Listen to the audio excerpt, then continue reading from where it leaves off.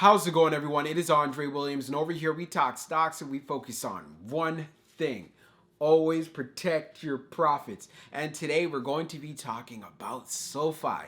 It had quite the volatility for last week. We ended up seeing a low of $8.82 and ended up closing Friday at $10.67. Congratulations to those again who were able to catch the dip. Of course, we are going into a new week. They are going to be releasing earnings, so I want to make sure I keep you guys inside of the loop. I won't waste any more time. Let's jump into the agenda. If you're new to this channel, I just want to let you know we have timestamps down below inside the description.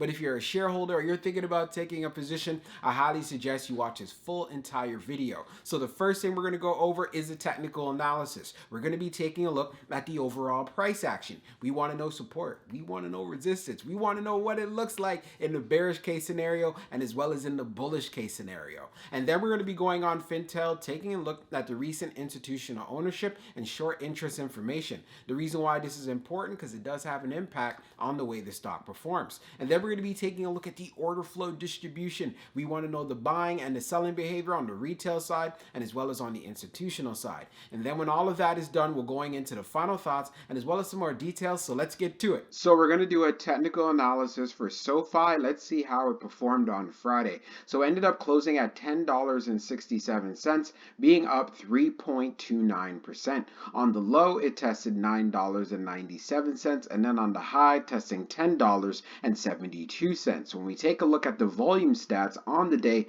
you can see we traded at 46.588 million shares, and the average volume over 10 trading days, it is at 62.529 million shares. So one thing we noticed right away, we did have below average volume on the day, but we still saw some strength in the stock. Now, when we take a look at our chart, which is a daily chart, you can see from the RSI down below, it is at 40.56. And then when we take a look at our moving averages here on the chart, we are below the 200-day, the 100-day, the 50-day, and as well as the 21-day EMA. Since we have been trading below all of our major moving averages, it's clear to see that SOFI is in a bear market. We did have a strong dip, which I talked about, where it got down to $8.82, which I know many of you were able to capitalize on this opportunity. It has seen a strong run up since then, so if this run up does continue, they do have earnings coming out on March the 1st, then I'd want to see if we could make that push to $11. I feel this is very achievable. As far as for the high on Friday, we saw $10.72,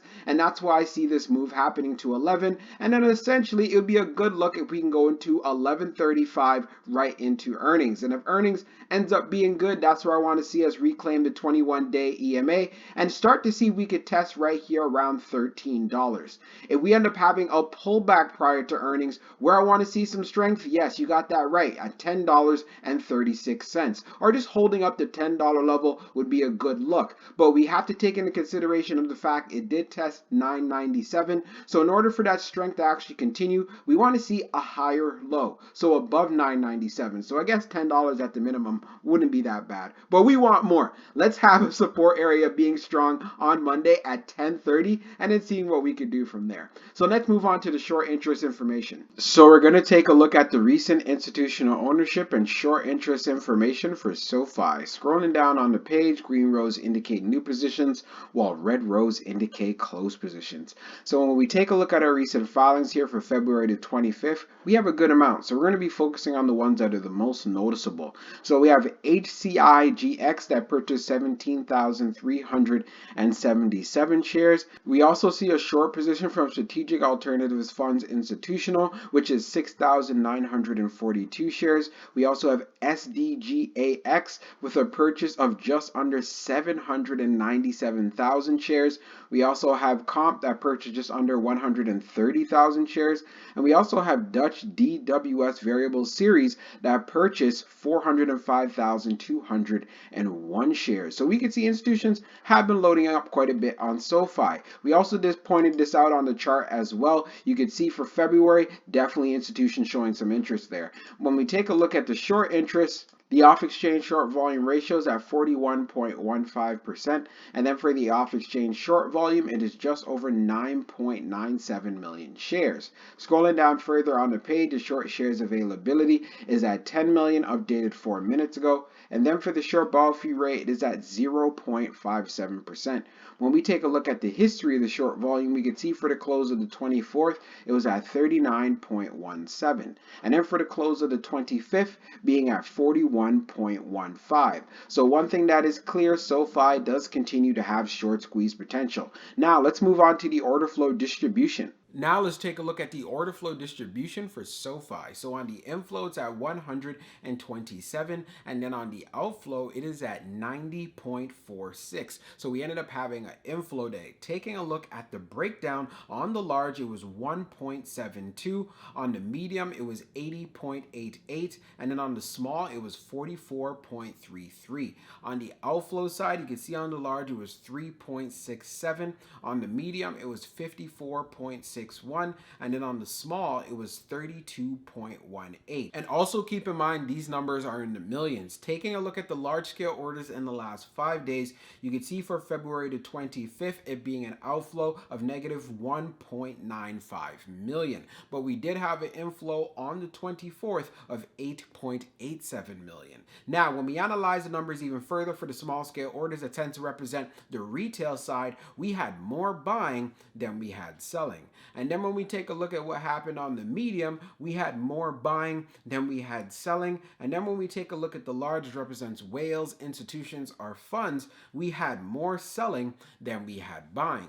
And then when we take a look at the turnover ratio, it was at 5.77%. No surprises there due to the fact we have been dealing with a lot of volatility in the markets, but many are still holding on to their positions. And as far as going into earnings, it's going to become even more liquid. So you just have to be able to live with that, especially if you're a long-term investor. Now, let's get into the final thoughts and we'll go over some more details as well. So for my final thoughts for SOFI in regards to the price action, I want to see us hold up $10 this week. And most preferably, I'd want to see a move above $11 going into earnings. But one thing that we cannot forget, there's a lot of tensions going on between Ukraine and Russia, and this could impact the market for this week. So if you see another buying opportunity like we saw last week and you're interested in a long-term investment, please consider buying up the dip. This is not financial advice whatsoever. You need to do your homework, do your due diligence, and find out if this investment is right for you. But I just want to make sure that you're aware of what's going on in front of you. Also, when we went on Fintel, taking a look at the recent institutional ownership,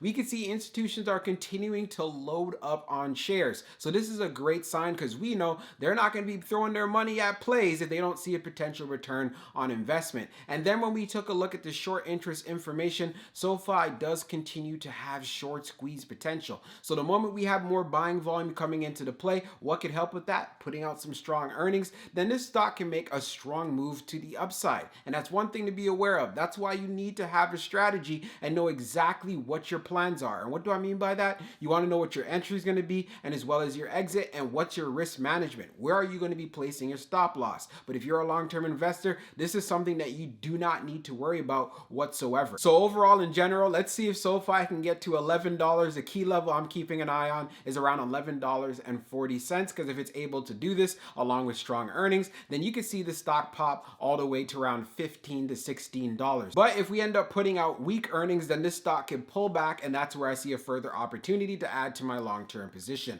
So I hope you guys enjoyed this video, and we'll be talking real soon.